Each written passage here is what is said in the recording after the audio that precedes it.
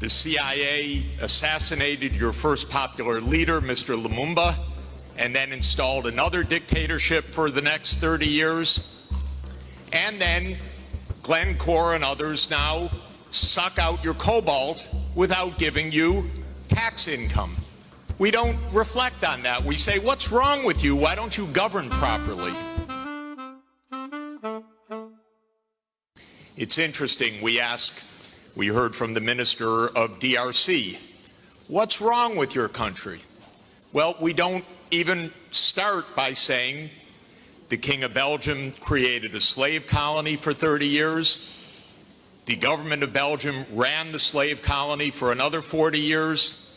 The CIA assassinated your first popular leader, Mr. Lumumba, and then installed another dictatorship for the next 30 years. And then Glencore and others now suck out your cobalt without giving you tax income. We don't reflect on that. We say, what's wrong with you? Why don't you govern properly? And so we have a system, but we need a different system. We cannot turn this over to the private sector. We already did about 100 years ago.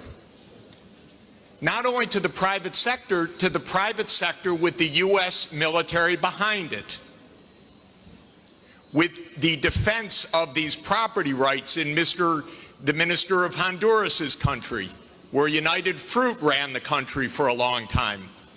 And their attorney was the foreign minister of the United States, Secretary Dulles, and his brother was the head of the CIA and overthrew the next door neighbor, Mr. Arbenz, to make sure that United Fruit could have its property.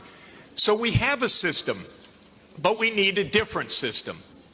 And the different system has to be based on principles of human dignity in the Universal Declaration, principles of sovereignty, principles of economic rights, because these are not nice things to do.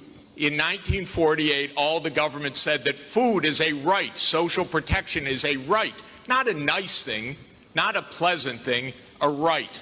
That was 73 years ago. The SDGs are nothing more than our generation's attempt to honor the Universal Declaration of Human Rights. I come from a country that not only doesn't care about the world's poor, it doesn't even care about its own poor. 1 in 7 Americans is hungry right now, and they don't care. I mean, the poor people care, but one political party, all it cares about is cutting taxes for the rich and filibustering any solution. So we're in a world that's really tough. The private sector is not going to solve this problem. I'm sorry to say to all of the private sector leaders, behave, pay your taxes, follow the rules. That's what you should do.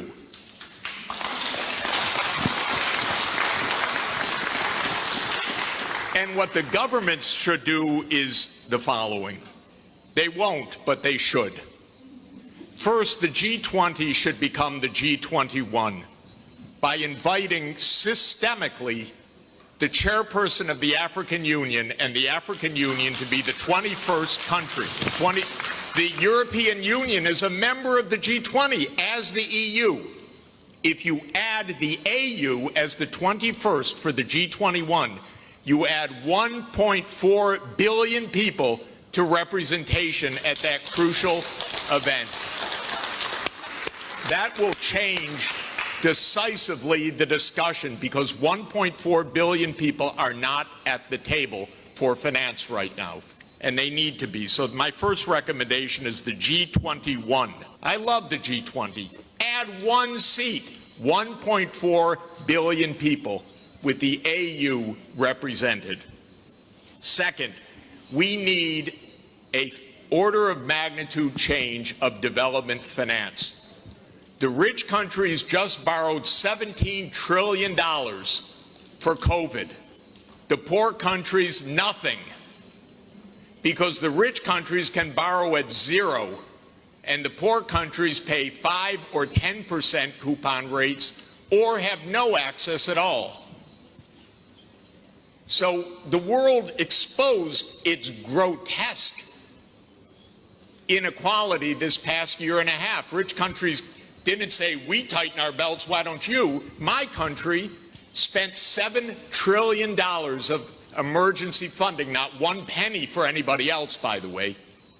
$7 trillion, it didn't even cross the imagination of the U.S. Congress to include a few crumbs for the rest of the world.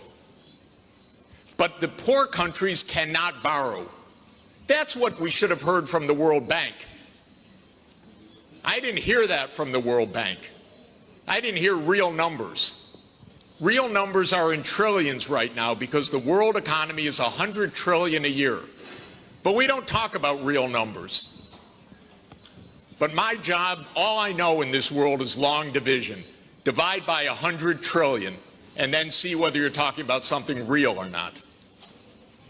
By the way, for COVID vaccines, what we really need is for the United States to sit down with China, with Russia, with the European Union and the UK one day around the table and allocate these vaccines rather than hoarding them. That's all it would take. The final thing is we need the UN as the core and central institution of this world, period. Because this is the only way we're going to have a civilized world is a strong UN. And it cannot be that the whole UN budget is less than my neighborhood's budget in New York. The UN core budget this year is $3 billion. New York City's budget is $100 billion. And then we say, why don't things work well? Because the rich are hoarding everything. Final point, rather than our 3 billionaires going in space, well, they could go into space and stay there and leave their money behind. That would be one idea. But another idea is we have 2,775 billionaires on the current list.